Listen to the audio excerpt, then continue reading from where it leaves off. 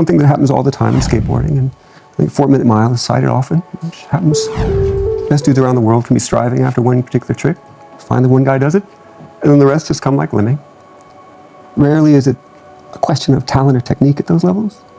It's just one of belief and the concomitant will to kind of do something that either no one's done before, or even more, I think, to crack open the barriers that people consider impossible or undoable. And that kind of belief, I think, is rarer than talent. Talent it's around.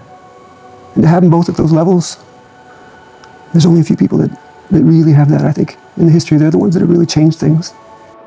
It is easy to say, and I think it's smothering to say, and often there's a culture of saying that if it cannot be proven, it must not be possible.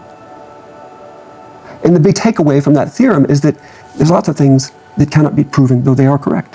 And I think that this idea, too, with skating, that because we see things so often in front of us the way that it should be done, and it imposes a kind of barrier through what people know and see, a familiarity.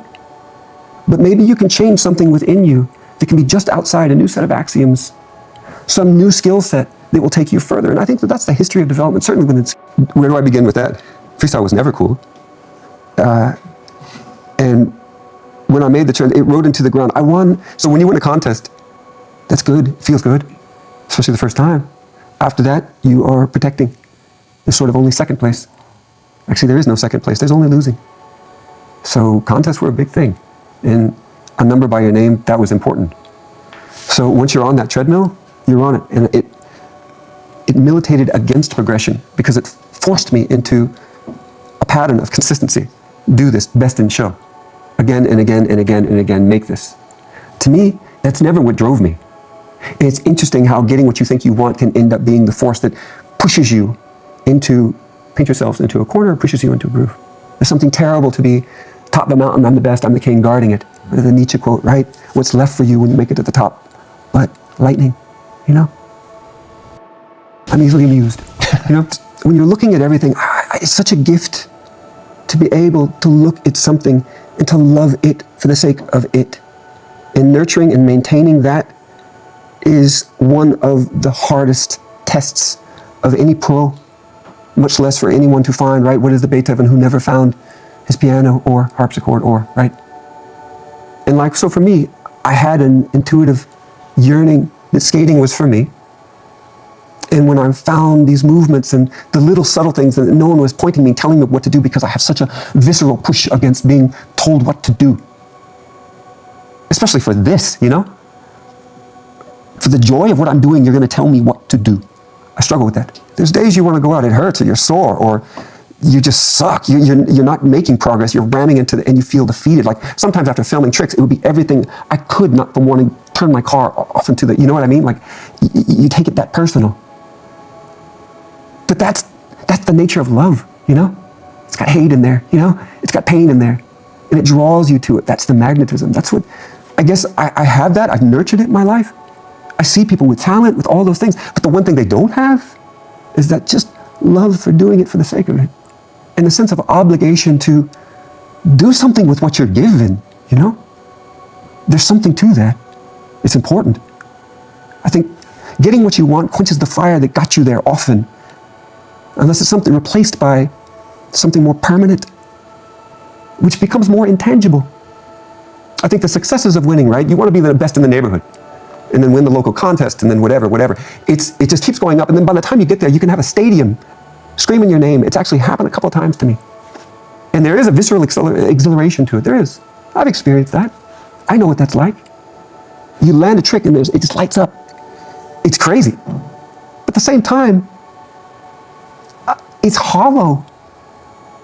It's hollow. That's not the thing that can drive you, at least not for long. It's being able to say, oh, I had that. I had a model, or I had people autograph, or whatever, all of these honors.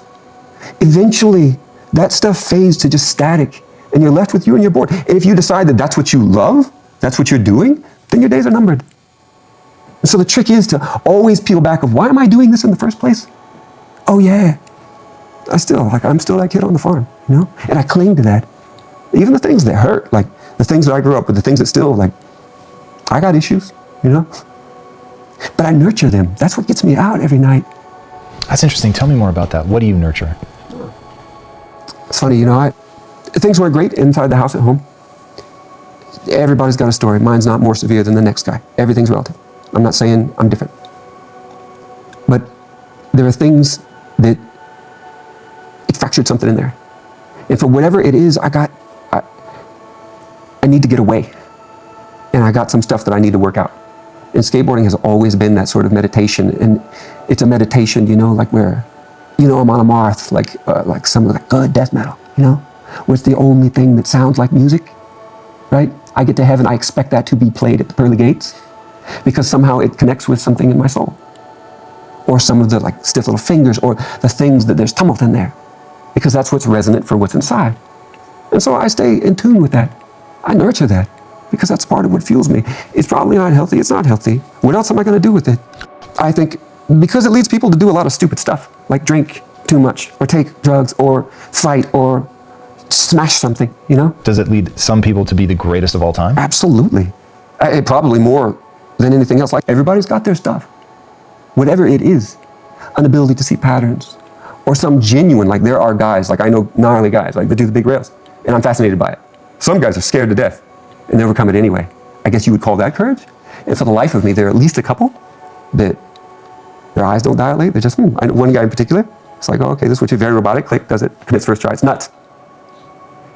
Different skill sets do things for different people. Point being is the beauty of skating of all things, all shapes, sizes for the most part. It's this mixture.